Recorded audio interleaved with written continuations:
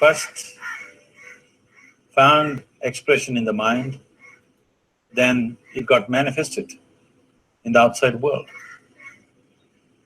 So one thing we need to understand is, the wonderful things that we have done on this planet and the horrible things that we have done on this planet, both have come from the human mind. So if we are concerned as to what we create in this world, it's extremely important that first of all we learn to create the right things in our mind. How we keep our minds? If we do not have the power to keep our minds the way we want it, what we create in the world is also going to be very accidental and haphazard. So learning to create our minds the way we want is the basis of creating the world the way we want. There is a wonderful story in the yogic lore. On a certain day, a man took a walk. He went for a long walk. Accidentally, unawares, he walked into paradise. Fortunate, isn't he? He just took a walk and he landed up in paradise. After this long walk, he felt little tired. So he thought, oh, I'm tired, I wish I could rest somewhere. He looked around, there was a nice tree, underneath which there was very cushiony grass. So it was inviting. He went and put his head down there and slept. After a few hours, he woke up, well rested, and he thought, oh, I'm well rested, but I'm feeling hungry. I wish I had something to eat. And he thought about all the nice things that he ever wanted to eat in his life. And instantly, all those things appeared in front of him. You need to understand, the service is like that. Hungry people don't ask questions. Food came and he ate. Stomach became full. Then he thought, oh, my stomach is full. I wish I had something to drink. All the nice things that he ever wanted to drink, he thought about it and all of them just appeared in front of him. Drinking people also don't ask questions. So he drank. Now with a little bit of alcohol in him, you know Charles Darwin told you, all of you are monkeys, your tail fell away. Not me, Charles Darwin told you that you were all monkeys and your tail fell away and then you became human. Yes, definitely the tail fell away. But the monkey, in yoga, we always refer to an unestablished mind as Markata, which means a monkey. Why we are referring to the mind as a monkey is, what are the qualities of a monkey? One thing about a monkey is, it's unnecessary movement. And another thing about the monkey is, if I say you're monkeying somebody, what does it mean? Imitation. Monkey and imitation have become synonymous. So these two essential qualities of a monkey are very much the qualities of an unestablished mind. Unnecessary movement, you don't have to learn it from the monkey, you can teach it to the monkey. And imitation is full-time job of the mind. So when these two qualities are on, a mind is referred to as a monkey. So this monkey became active within him. He just looked around, thought, what the hell is happening here? I asked for food, food came. I asked for drink, drink came. There must be ghosts around here. And ghosts came. Oh, the ghosts have come, they're going to surround me and torture me, he thought. Immediately the ghosts surrounded him and started torturing him. Then he started screaming in pain and said, oh, they're going to kill me. And he died. Just now he said he's a fortunate being. The problem is he was sitting under a kalpavriksha or a wishing tree. He asked for food, food came. He asked for drink, drink came. He asked for ghost, ghost came. He asked for torture, torture came. He asked for death, death happened. Now don't go looking for these kalpavrukshas in the forest. You can barely find a tree these days. A well-established mind, a mind which is in a state of samyukti, is referred to as a kalpavriksha. If you organize your mind to a certain level of organization, it in turn organizes the whole system. Your body, your emotion, your energies, everything gets organized in the direction. Once all these four dimensions of you, your physical body, your mind, your emotion, and the fundamental life energies are organized in one direction. Once you are like this, anything that you wish happens without even lifting a little finger actually. It would help to assist it with activity, but even without doing any activity, you can still manifest what you want if you organize these four dimensions in one direction and keep it unwavering in that direction for a certain period of time. Right now the problem with your mind is, every moment it is changing its direction. It is like you want to travel somewhere, and every 2 steps if you keep changing your direction, the question of you reaching the destination is very remote unless it happens by chance. So, organizing our minds and in turn organizing the whole system and these four basic dimensions of who you are right now in one direction, if you do this, you are a Kalpavruksha yourself. Anything that you wish will happen. But right now, if you look at your lives, everything that you have wished for till now, if it happens, you're finished. Everything and everybody that you have desired for, if all of that lands up in your house today, could you live with that? So if you want to become empowered, it is also important that you become responsible as to what you ask for and what you don't. Right now, the world's situation is just this. We are hugely empowered with technology. Today, it doesn't take six billion people to destroy this planet.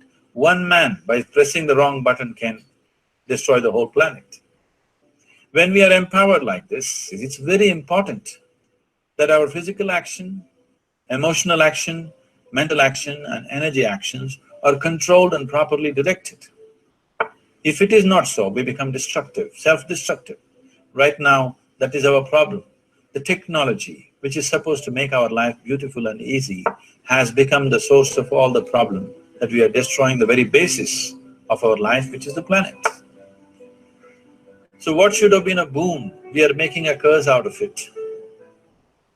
What has brought incredible levels of comfort and convenience to us in the last 100 years or so has also become a threat to our life simply because we are not conscious action, we are in a compulsive state of action. So organizing our minds fundamentally means moving from a compulsive state of activity to a conscious state of activity. You might have heard of people for whom they asked for something and beyond all expectations it came true for them. Generally this happens to people who are in faith. Now, let's say you want to build a house. If you start thinking, oh, I want to build a house. To build a house I need 50 lakhs, but I have only 50 rupees in my pocket. Not possible, not possible, not possible. The moment you say not possible, you're also saying I don't want it. So on one level, you're creating a desire that you want something. On another level, you're saying I don't want it. So in this conflict, it may not happen. Someone who has some faith in a god or in a temple or whatever, who is simple-minded. Faith works only for those people who are simple-minded. Thinking people who are too much thinking, for them it never works. A childlike person who has a simple faith in his god or his temple or whatever, he goes to the temple and says, Shiva, I want a house. I don't know how. You must make it for me. Now in his mind there are no negative thoughts. Will it happen? Will it not happen? Is it possible? Is it not possible? These things are completely removed by this simple act of faith. Now he believes Shiva will do it for him and it will happen. So is Shiva going to come and build your house? No, I want you to understand. God will not lift his little finger for you. What you refer to as God is the source of creation. As a creator, he has done a phenomenal job, there's no question about it. Could you think of a better creation than this? Is it in anybody's imagination to think anything better than what is there right now? So as a creator, he has done his job wonderfully well. But if you want life to happen the way you want it, because right now, the very crux of your happiness and your well-being is this. If at all if you're unhappy, the only and only reason why you're unhappy is life is not happening the way you think it should happen. That's all it is. So if life is not happening the way you think it should happen, you're unhappy. If life happens the way you think it should happen, you're happy. It's as simple as that. So if life has to happen the way you think it should happen, first of all, how you think, with how much focus you think, how much stability is there in your thought, and how much reverberance is there in the thought process will determine whether your thought will become a reality or is it just an empty thought. Or how you do not create any impediments for your thought by creating negative thought process. Is something possible or not possible? Is destroying humanity. What is possible and not possible is not your business, it's nature's business. Your business is just to strive for what you want. Right now you're sitting here. If I ask you two simple questions, I want you to just look at this and answer this. Right now from where you're sitting, can you just fly off? You say no? Right now from where you're sitting, can you get up and walk? You'll say yes. What is the basis of this? You say no to flying and yes to walking because past experience of life, many times you've gotten up and walked, never did you fly off. Or in other words, you're using the past experience of life as a basis for deciding whether something is possible or not possible. Or in other words, you have decided that what has not happened till now cannot happen in your life in future. This is a disgrace to humanity and the human spirit. What has not happened till now on this planet can happen tomorrow. Human beings are capable of making it happen tomorrow. So what is possible and what is not possible is not your business. That is nature's business. Nature will decide that. You just see what is it that you really want and strive for that. And if your thought is way, without any negativity, without any negative thoughts bringing down the intensity of the thought process, it will definitely manifest. The whole existence today, modern science is proving, is just a reverberation of energy. It is a vibration. Similarly, your thought is also a vibration. If you generate a powerful thought and let it out, it will always manifest itself. So generally, people are using faith as a means to remove the negative thought. Today, once you have become thinking human beings, your faith is not too deep. It doesn't matter how much faith you think you have, somewhere doubts always crop up. Right now, the way your minds are made, this moment, if God appears right here, you will not surrender to Him. You will want an investigation whether He is really God or not. With this kind of mind, you should not waste your time on faith. So there is an alternative, which is commitment. If you simply commit yourself to creating what you really care for, now once again, your thought gets organized in such a way, there is no such thing as whether it's possible or not possible. There is no hurdle in your thought process. Your thought flows freely towards what you want. Once this happens, making it happen will also naturally follow. So to create what you really care for, first and foremost thing is that what you want must be well manifested in your mind, that this is what I want. Is that what you really want? You must look at it, because any number of things in your life you have thought, this is it. The moment you reach there, you realize that's not it, it's the next one and the next one and the next one. So what is it that one really wants is one thing. First of all, we must explore. Once that is clear, and we are committed to creating it, now there is a continuous process of thought in that direction. Once you can maintain a steady stream of thought without changing direction, definitely this is going to happen in your life, or it will definitely manifest as a reality in your life. So, Either you make this human form into a kalpavruksha, or you make it into one big mess, which is happening all over. One reason why we have not created the kind of world that all of us would want to live in is too many people are busy looking up. Too many people are interested in other planets. They're not interested in this planet. For every aspect of their life, they're checking out with other planets. And further, too many people are in service of heaven. They're not on service of this earth. I think right now we need people who are in service of this earth, not heaven. I believe if heaven is closer to divine than where we are, if that is so, I believe they're a little more organized than us, they don't need help from us. This has been a major problem on the planet.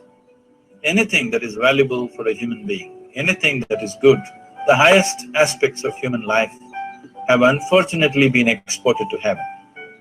For example, if you say love, people say God is loving. We do not know whether God is loving or not. Human beings are capable of love. It is very, very important that people understand human beings are capable of love, human beings are capable of compassion, human beings are capable of joy and blissfulness. All the good things that are possible for a human being, unfortunately, have been exported to heaven.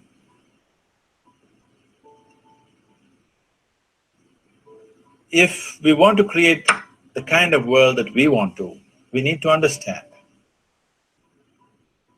whatever you refer to as God, the idea of God has entered our mind only because we have seen creation around us. Because there is creation, we have assumed a creator. God is a great creator. What you refer to as God is a source of creation. That source of creation has not failed us, has done a fantastic job. But now the question is about management. If you want to leave the management in the hands of the Creator, He will manage it in His own way, according to His agenda. But that's not what you want. You want life to happen the way you want it. Now, for example, let's say all of you here are the India soccer team for the next World Cup, and I am the coach. So these next 4 years, everything that you need to know about football is taught to you. Everything that I know about football is poured into you in so many ways. Now, the time to play the match has come. You're on the field and the ball comes near your foot, but you look at me and it's no good. You've seen those coaches sitting there and boiling, nothing happens. Because now, once you're on the field, it's your job. So this is the same thing. The Creator has done a fantastic job. Now you're here. It is for you and me to see how to manage this, how we want it, how to keep this world, how, in what condition would all of us enjoy it best is something that we have to look at. So at every stage in our life, we tend to think, this is it. If this one thing happens, everything will be fine with my life. You reach there and you realize that's not it, and you postpone it to something else and something else. This is going on. The first and foremost thing is, you must be clear what is it that you really want. If you do not know, the question of creating it doesn't arise. If you look at what you really want, every human being wants is, he wants to live joyfully, he wants to live peacefully in terms of its relationships and affection. In other words, all that any human being is seeking for is pleasantness within himself, pleasantness around him. If this pleasantness, we call this health and pleasure. If it happens in our mind, we call this peace and joy. If it happens in our emotion, we call this love and compassion. If it happens in our energy, we call this blissfulness and ecstasy. This is all that a human being is looking for. Whether he is going to his office to work, build a career, build a family, he sits in the bar, sits in the temple, he is still looking for the same thing. pleasantness within, pleasantness around.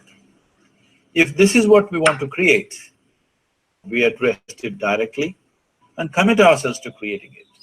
So you want to create yourself as a peaceful human being, joyful human being, loving human being, a pleasant human being on all levels. Do you also want a world like this? A peaceful world, a loving world, a joyful world? No, no, I want greenery, I want food. When we say a joyful world, that means everything that you want has happened. This is all that you're looking for. So all that you need to do is commit yourself to creating it, to create a peaceful, joyful and loving world, both for yourself and everybody around you. Every day in the morning, if you start your day with this simple thought in your mind, that today, wherever I go, I will create a peaceful, loving and joyful world. If you fall down 100 times in a day, what does it matter? For a committed man, there is no such thing as failure. If you fall down 100 times, 100 lessons to be learned. If you commit yourself like this to creating what you really care for, now your mind gets organized. Once your mind gets organized, the way you think is the way you feel, your emotion will get organized. Once your thought and emotion is organized, your energies will get organized in the same direction. Once your thought, emotion and energies are organized, your very body will get organized. Once all these four are organized in one direction, your ability to create and manifest what you want is phenomenal. You are the creator in many ways. Why I am saying you are the creator is, I want you to look at the nature of your life right now. If you eat a banana, in 4 hours' time, this banana becomes a human being. There is something within you, a life-creating process, a process which builds this body. The manufacturer of this body is within. Banana, he makes a human being out of that banana. Transforming a banana into a human being is not a small thing. It is a phenomena. It is just that this phenomena is happening within you unconsciously. If you could only consciously manifest this, making a banana into a human being, you are the creator. You are nothing less than that.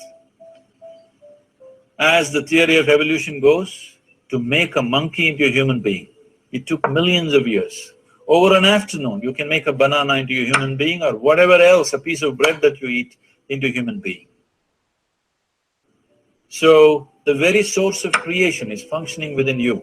If you organize these four dimensions of mind, emotion, body and energy in one direction, the source of creation is with you.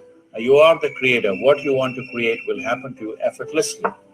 Once you're organized like this, now you are not a mess. You are a kalpavruksha. You have the power to create what you want. There are tools and technologies to organize this system in such a way that instead of being a psychological mess, you can make yourself into a kalpavruksha. This culture, these traditions, the whole technology of yoga is just about this, transforming yourself from being just a piece of creation to the creator himself. This is not in search of God, this is in search of becoming a God. This is not in search of divine, this is in search of becoming divine, because that which you call divine, that which is the source of existence, is throbbing within you every moment of your life. Otherwise, a piece of bread cannot become a human being in the course of an afternoon. So, shifting from being just a piece of flesh and blood to becoming a creator, there is a whole science and technology for this. There are tools to make this happen. That which is the source of creation is functioning within you every moment of your life. It is just that, have you kept access to that dimension or not? Organizing the four basic elements of your life will give you that access. There are tools and technologies to do this. The whole science of yoga that we refer to as yoga is just about this, transforming yourself from being just a piece of creation to become a creator. For example, 100 years ago, if I picked up something like this and I start speaking to someone who is across in another part of the world, you would think it's some kind of a miracle. Either I must be a messenger or a son or maybe God himself. But today, this is just another gadget that every one of us carry and use. Today sitting here, without using this instrument, if I speak to someone in another part of the world, for you. So, this instrument happened because of human mind wanting it to happen. 100 years ago, nobody thought this was possible, but today it is just a common thing. Similarly, many things, perception yet, can be brought into our perception and our ability to create our lives can be greatly enhanced. So first and foremost thing is to organize the mind and to organize your emotions, body and energy in that line. Once this happens, you are in touch life-creating process within you. Once you're in touch with it, once you're in excess of that power, you have the power to create. You have the power to create your life and your surroundings the way you want it. Because we have lost our power to create, we are making a mess out of ourselves and the world around us. If we operated as the true creator, as it is operating within us, creating this body for us, if we could create our lives with the same sense of organization and sense of purpose, this world and the human being would be in a completely different state. It is my wish and my blessing that every human being in this world should have this access to the source of creation within himself so that he can function here as a creator, not just as a piece of creation.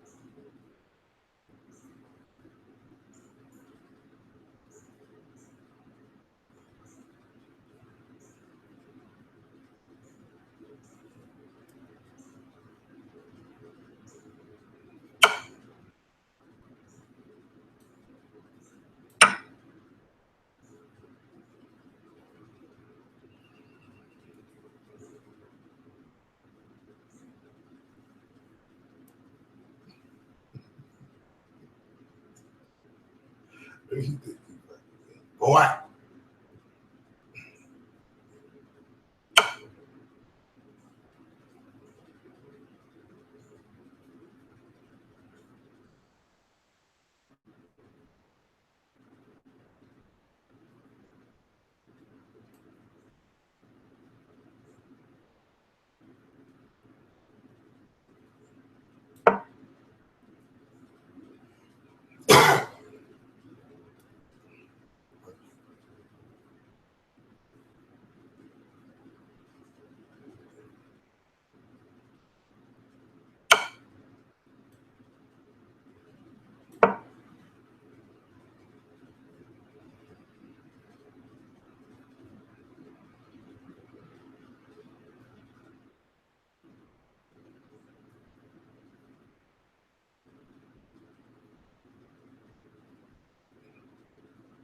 Ah.